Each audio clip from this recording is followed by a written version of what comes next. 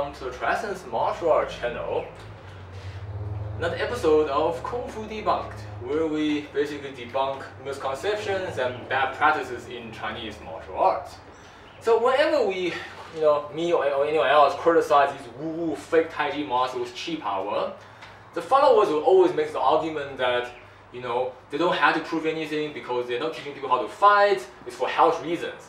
However, every time you look at the demo, they're always demonstrating how to counter this and counter that, how to beat jiu-jitsu, how to beat MMA, which makes the entire argument that they present very weak, because if they're only doing it for health purpose, promoting for chi, health, holistic lifestyle, then watching videos about how to defend against this, defend against that. So obviously that argument is invalid.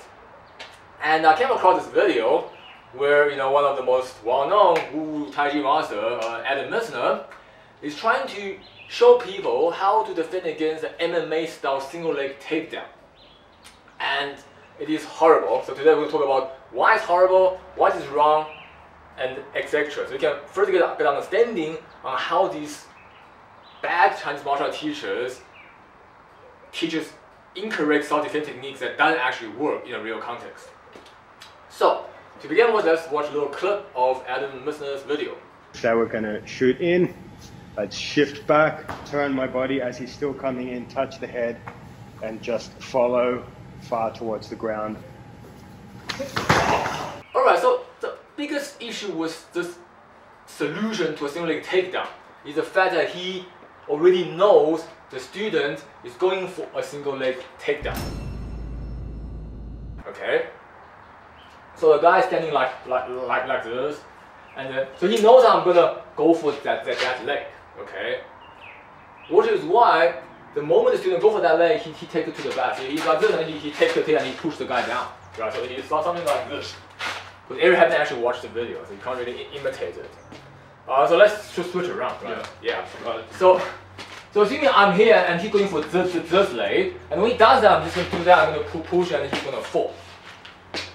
So why is that bad? Okay, quite simply because you don't know when someone's going to do a single leg takedown. Of course, if I tell him I'm only going to do a single leg takedown and nothing else, then anyone can counter a single leg takedown as long as he knows a little bit about how it works.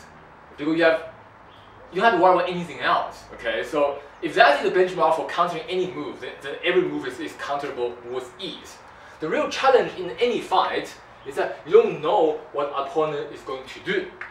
Like for example, if I'm fighting someone, I might throw jabs, I might like poke around with my fist, I might do a kick punch and I'm gonna kick him, and then out of nowhere I'm gonna go for the takedown. I'm never gonna come up to a guy and just take down.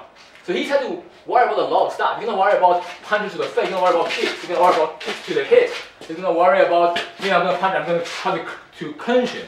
There's a lot of things to worry about, and that's the difficult part about fighting an MMA format or on the street, is that there's more than one thing to worry about, and takedown is not the only thing, which is why if he's only waiting for the takedown, it's easy, but if he's waiting for that, I'm actually coming here with a punch, he can get knocked out.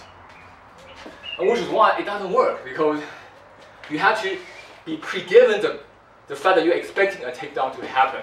Which is why a proper counter to any type of attack, you have to measure how fast you can actually execute the counter without knowing what's going to happen beforehand. Right? That is a very important measurement. For example, let's take a legitimate takedown defense, a sprout. Right? The reason it works is because I could have somebody already tackling me and then realize something's wrong, right? And then I can still have a little bit of time to react and sprout. It gives very little prerequisite time for reaction. I have the guy in here already, and then I can walk back off, which brings me a little bit more reactive time, a split of a few seconds, and that allows me to back off. And as he's chasing, then I'm going to jump into the sprout, and that prevents it from happening. So that's why sprout is one of the go-to way to counter a single leg takedown. And that's why all the pro fighters in the world, you very seldomly, if ever, see someone avoid a takedown just by pulling the leg away. I mean, if it's that easy, everyone would freak out and be doing it by now. I'm not saying that never happens, but it would not be able to happen on a regular basis, right? If you watch 50 takedowns, this maybe happened once or twice, if ever, right? I haven't watched enough fights to say it never happens, but definitely not something that people can pull off on a consistent basis.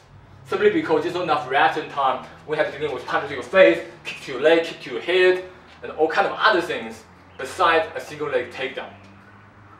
So that's very important when you're ever evaluating any type of defense against something. If you see, assuming you don't know the guy going to do that move next, do you still have enough reactive time to execute the defense?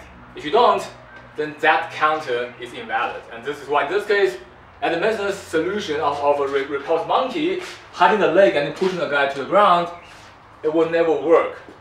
Unless he knows the guy is going to do a takedown other than anything else. And his student also makes it very easy because he's only aiming for that one leg. He's basically just doing this. Right? So the guy takes the leg away, he's gonna he's voluntarily fall to the ground. But in reality, even if someone goes for the leg and he misses, he's gonna chase the guy. Right? No one just go shoot straight like that. And that also makes it another layer of unrealisticness, right? Because people, it's going to adjust the angle while you move. They're not going to blindly chase a fixed position when the leg's no longer there. So that's the first issue. Second issue, he tried to explain what to do when your leg gets grabbed by doing golden rooster. And let's see how that goes. If he did get my leg, I failed, I didn't get back in time. He picks up my knee and drives forward. I follow, picking up the foot like golden cock. And then I do the transition. Alright, so the problem with this solution or counter is that firstly, the person is not applying any pressure to him. Okay?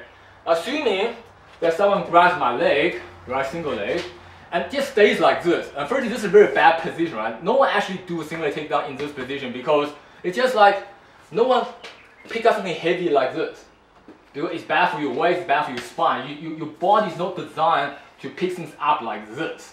Okay? So no one does, it's not supposed to do that. Maybe in fight, because of the stress and fatigue and everything else, people's techniques degrade. And maybe in some of the UFC fight or whatever, someone do the takedown like that. But that's not how you're supposed to do a takedown. And you can't measure a perfectly executed technique under no stress against someone doing a bad version of that technique that only happens under stress. That is not an equivalent comparison, right? If you are demonstrating a counter from the golden rooster in an unstressed situation where you can execute the technique 100%, you have to assume the other guy is also executing that technique 100%. Only if something works in that context, will you be able to execute the same technique in 30% due to stress against someone else executing a single leg takedown with 30% accuracy due to fatigue and stress. Right? So that's also very important to remember, that the correct technique is very important. If you're counting an incorrect technique, it actually means nothing. Now firstly, a person never picks up someone like this, okay? And if he does do this, then obviously you can try to pick it up, right? Obviously if I just relax, it makes it very hard for him to pick it up. You can try harder. But if I just like lean down, right, you can constantly try to pick it up. You see, if I just try to lean down, it's very hard for you, right? Yeah, like because you can't use power because of that position. And obviously in that case, if I just sink down and push him, he's gonna lose balance. Which is why people don't do single leg takedown like that. So how do people do single leg takedown? Well, let me show you. Again, I don't do wrestling, so my single leg takedown is not 100% accurate, but it definitely is more accurate than what Adam Mesner's students were doing.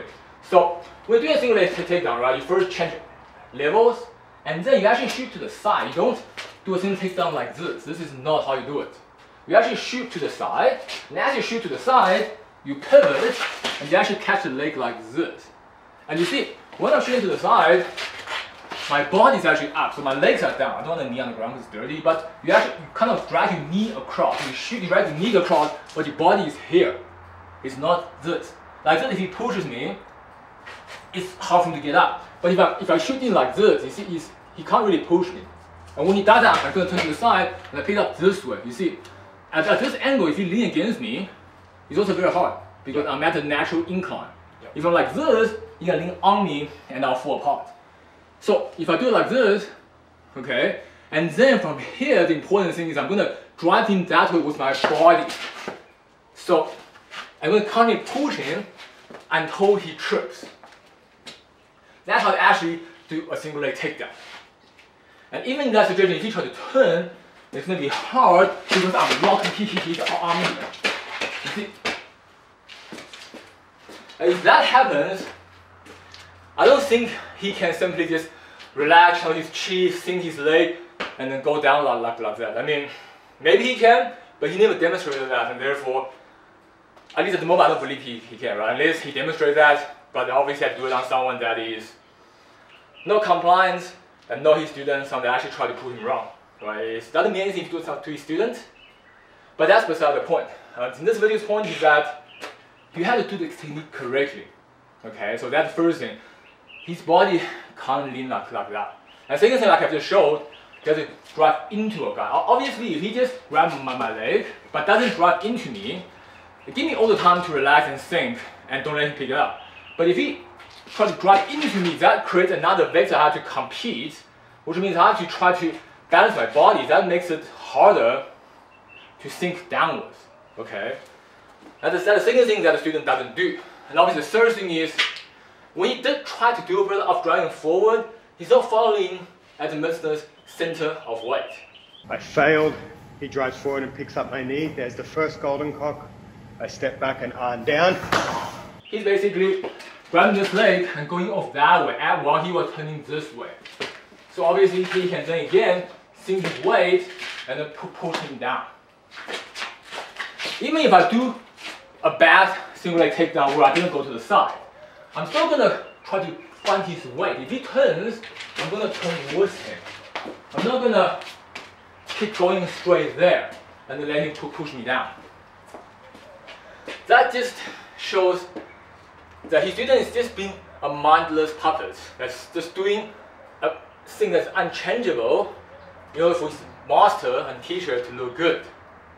And that's the type of trap you have to watch out for when you look at any type of how to stop this, how to counter that. Is that firstly, the technique isn't executed properly, so it doesn't actually give credit or validity to the efficiency of the counter. And secondly, whether the student is actually trying to apply the thing to the teacher, or he's just doing a demonstration. Of course, in demonstration, the student isn't going to try to actively, for example, punch a teacher in the face, which is why you kind of need some knowledge on biomechanics and how combat works to actually be able to judge if this could work when someone's throwing a punch for real or not. So in this video, I've covered how you kind of can break up this single leg takedown to see how his technique would not apply in a real context against someone who knows how to do a single leg takedown. Alright, so I hope this video has made sense to you and it's been interesting. If you do, consider to subscribe to my YouTube channel. And if you're interested in more in-depth analysis on the internal mechanics, the four fundamental forces of internal, and how those things affect your training in internal martial arts, you can consider subscribing to my Patreon channel and have a lot of exclusive videos that talk in-depth about the four fundamental forces, the skeleton, structural force. And as always, I'd like to thank all my Patreon supporters. Thank you guys so much for your support. And even though in recent days I've been busy with my studies, I haven't been uploading a lot of new content constantly, but I definitely will try to upload new content as soon as I have time and I'm able to do so. Thank you guys so much for your support. Thanks for the rest of you for watching my videos, and hopefully I'll see you next time. Thanks for watching TriEssence Martial Art channel.